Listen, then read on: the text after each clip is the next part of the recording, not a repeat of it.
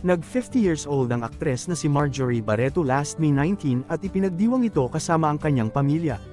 Laking pasasalamat ni Marjorie na dumalo sa pagdiriwang ang kanyang buong pamilya. Dumalo rin ang mga malalapit niyang kaibigan tulad nina Rufa Gutierrez, Carla Estrada, Edo Manzano, Mariel Rodriguez Padilla at marami pa.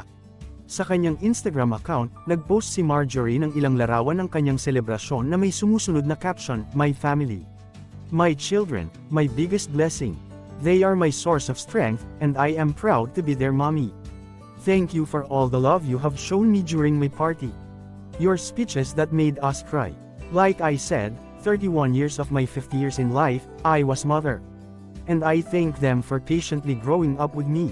We all went through so much in life together, but no doubt, our love for one another has kept us safe and strong. We are always better together. Love each and every one of you so much."